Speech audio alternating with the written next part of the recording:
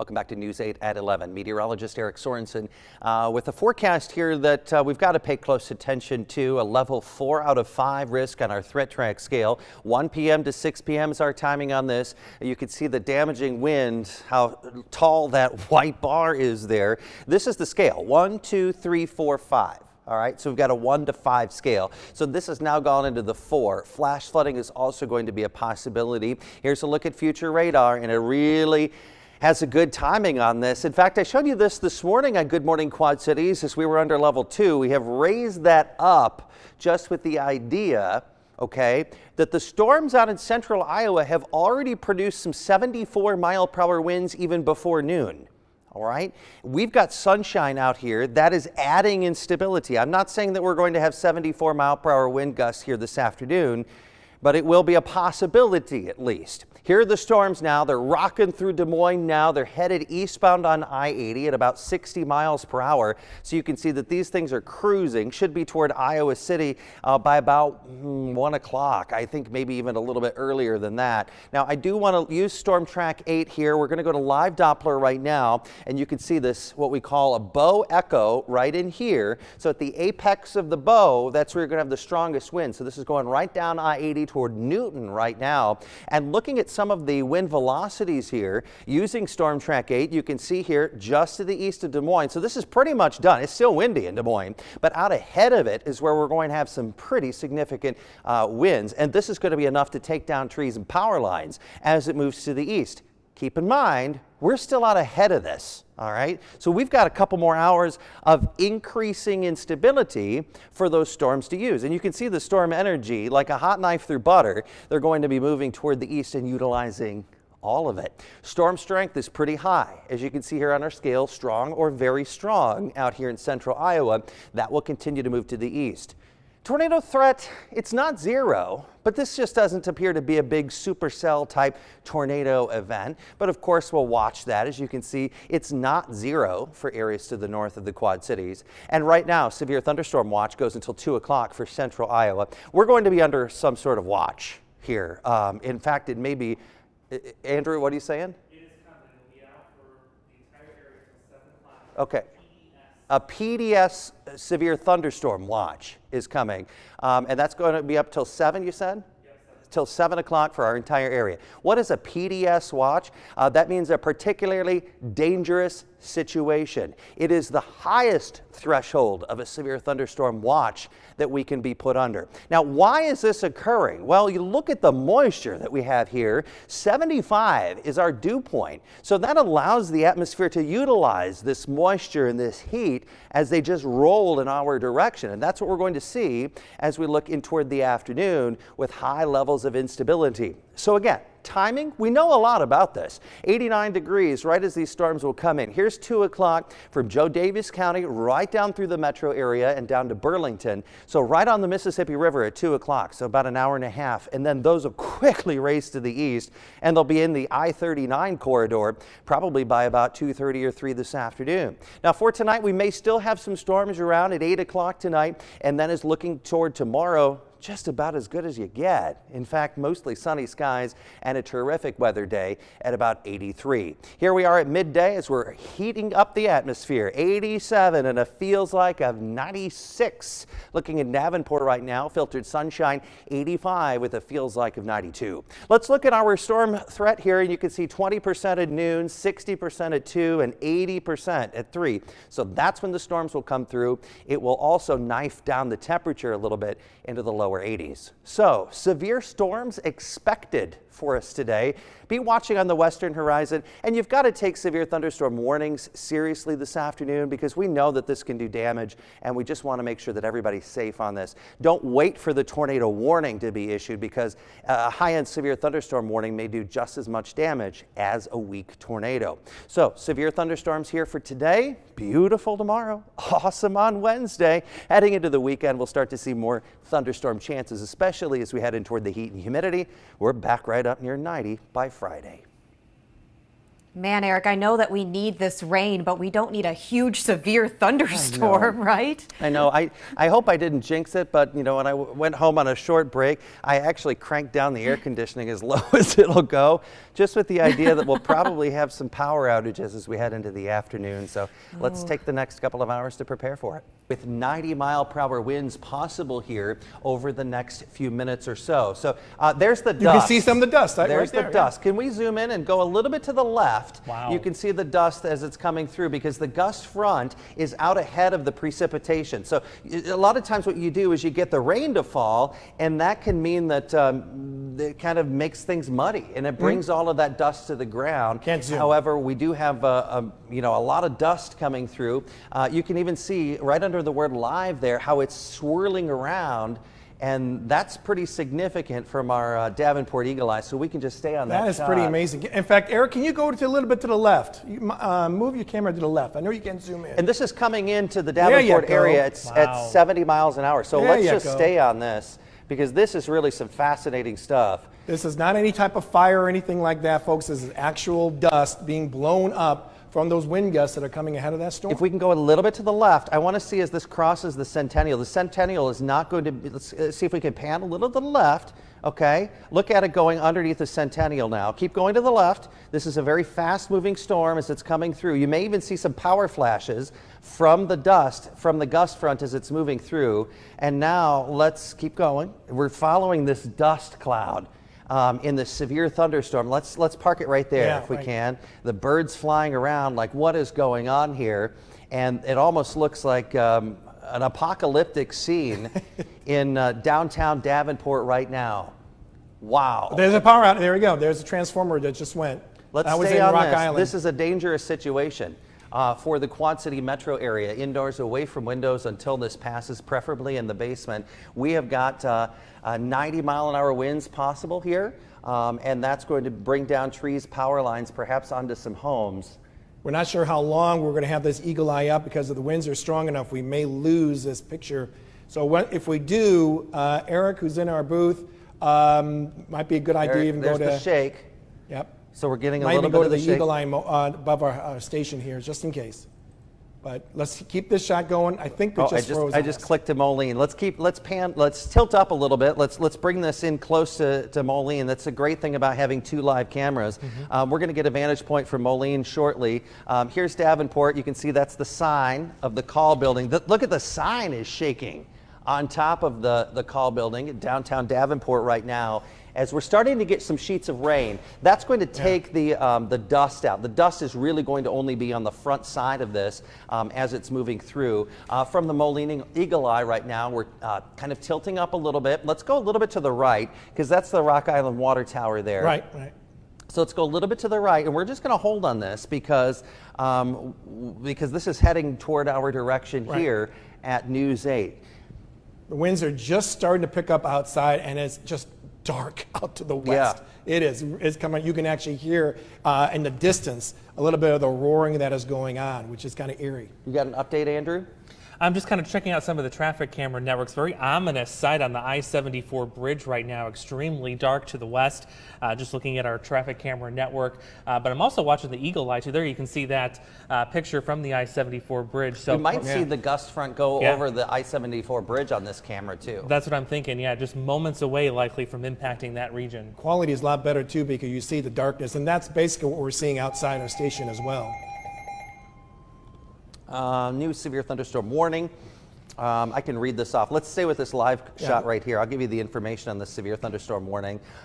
This is a new one for Hancock, Henderson, Warren, McDonough, Mercer, Henry County in Illinois, Bureau County, Des Moines County in Iowa, and Lee County in southeastern Iowa. 60-mile-per-hour winds expected for these communities. If I read off your town, be ready to be indoors away from windows. Burlington, Kewanee, oh, we just lost that camera. We just lost. Oh, yeah, Burlington, Kewanee, Fort Madison, Monmouth, Aledo, Cambridge, Aquaka, West Burlington, Galva, Burgess, Roseville, Viola, Dallas City, Stronghurst, Woodhull, Millersville, Matherville, Kirkwood, Alpha, and Sherrard, all in the potential crosshairs for severe thunderstorms. That's what we've got right now. Everybody pretty much is going to be under a severe thunderstorm warning until this storm passes here. But the good news is, I mean, they'll pass by pretty quickly and then they'll move on through. And what we're seeing here is the winds kind of start to gust up from our Moline Eagle Eye. And we're going to see our camera shake a little bit. What was that? I'm sorry, Eric? Denise is Yeah, we've got Denise in Davenport available too. I believe she's getting us a signal That's great. right now. There we go. Live shot right now at the wind, and it's going to be a persistent wind for about 15-20 minutes.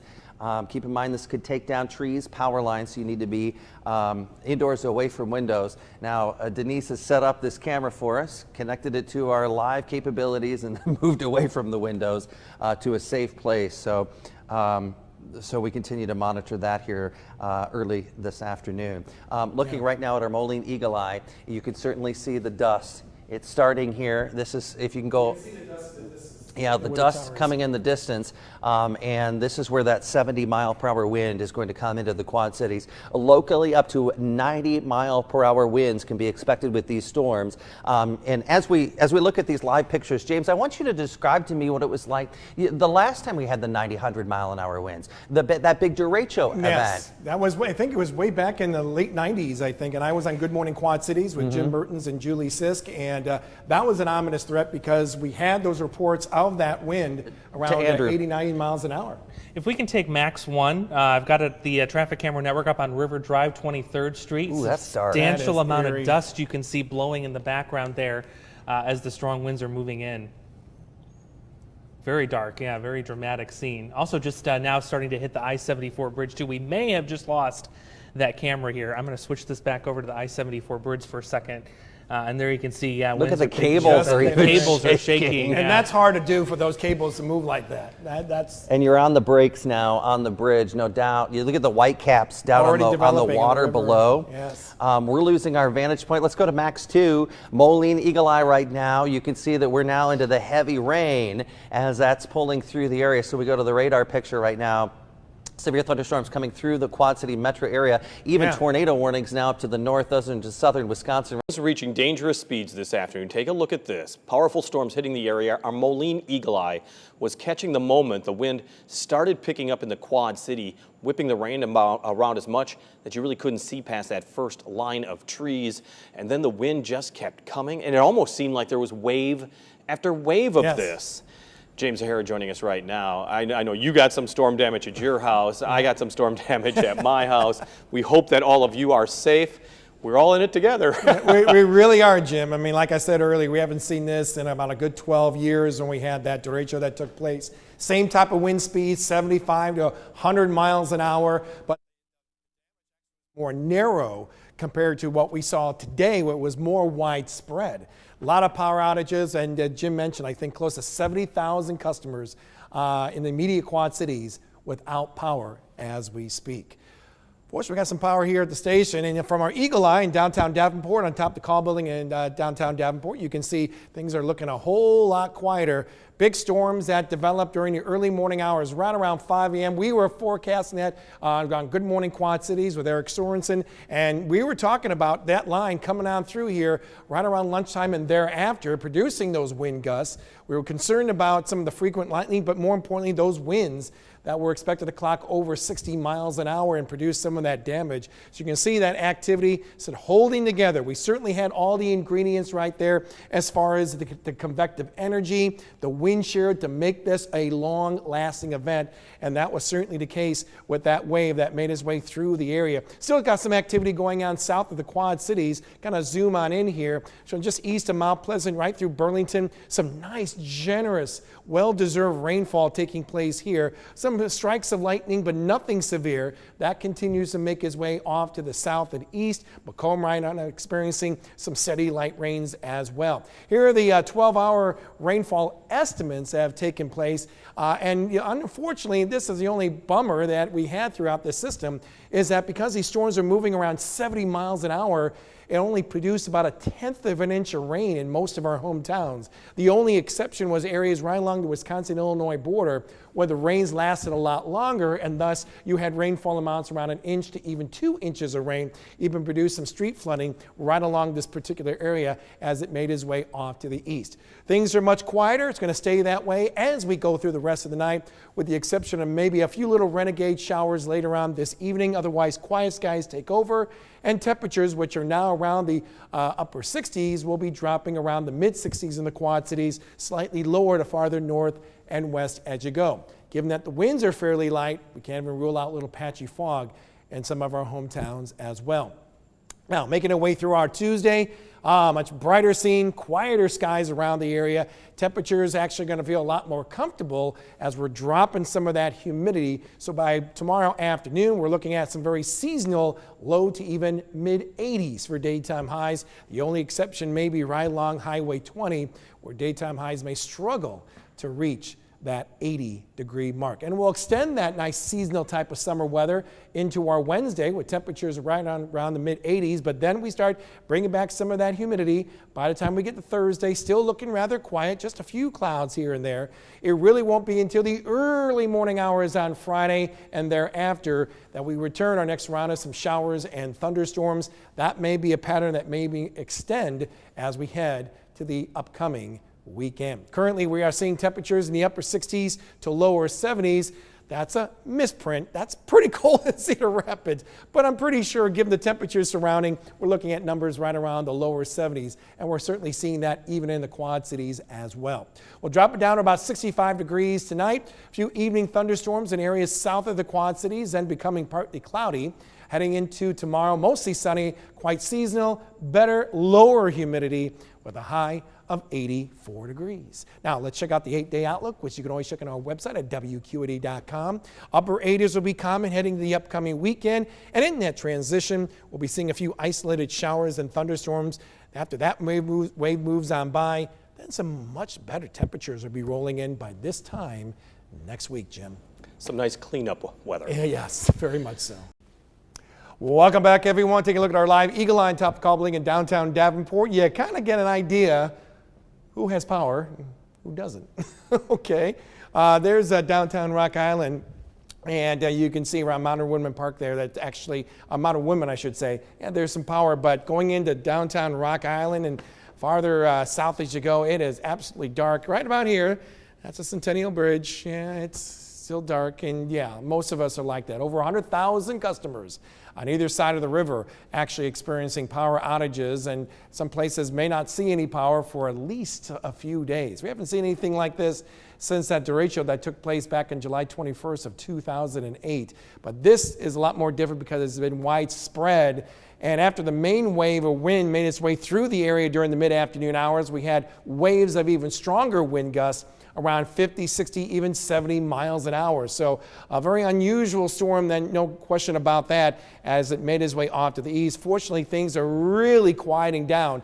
The only setback that we had with this storm, given the fact it was moving at 70 miles an hour, it didn't dump a lot of rain across most of our area. In fact, really on the southern 2/3 of the area, we had rainfall amounts between 1/10 and 1/4 inch. If you make way north of Route 30, especially around Highway 20 around the Wisconsin-Illinois border, you had rainfall amounts of 1 inch, even over 2 inches of rain. That's where the longest duration of the rain actually took place. So certainly some well-needed rain in those areas, which we had a little bit more farther south. We're going to stay dry for at least a few days around here before we see that next round of wet weather. Here's our future track, and through the overnight hours, I think no worse than some patchy fog in some sheltered valleys, given some of the rainfall amounts that we had, especially to our north. Otherwise, quiet skies, numbers expected to be around the mid-60s for overnight lows in the Quad Cities, maybe slightly higher farther south from Kewanee down to Burlington, Macomb, maybe around 70 expected for your overnight low. Last sunshine, quieter skies as we make our way throughout our Tuesday, and with that kind of northeasterly fetch and winds, not only will temperatures be more seasonal, but the amount of humidity that we felt today is not going to be as bad. come tomorrow. So with that in mind, temperatures are going to be right around 84 in the Quad Cities, possibly around 80 degrees from Dubuque to Sterling Rock Falls, lower 80s from Galesburg right through Mount Pleasant. Burlington will go about 84 for your daytime high. And we'll keep that humidity in check, I think, as we make our way into Wednesday. Temperatures once again right around those mid 80s. But again, as we get to Thursday and Friday, we add a little bit more humidity, and thus we start rinsing it out in the form of some showers, maybe some thunderstorms, the earliest in the early morning hours on Friday. And that will be continuing, at least scattered about. We'll keep that possibility intact as we head into our Friday. Right now, we're seeing those temperatures in the 60s from mid-60s in Galena, Dubuque, to about upper 60s right around Burlington at about 68 degrees. We'll drop it down around the mid-60s, or at least hold steady there in the Quad Cities with fair skies and some patchy fog in spots. Then rolling into tomorrow, bright day, seasonal day, and that humidity will feel a lot better too with a high of 84 degrees. 8-day outlook, which you can always check on our website at WQAD.com. We'll see those upper 80s slowly return that chance for some showers and thunderstorms. Right now, very widely scattered, isolated. Very nice, comfortable temperatures will follow suit for the new week with lower 80s. And then we see some more active weather return as we head to that following weekend with some showers and thunderstorms returning by then. Your 3-degree guarantee, sponsored by good friends at Eric Chevrolet in Milan. Andrew is forecasting 89, got to 91. We're at $200, and we're still perfect for the month. Could be 3 months in a row where only one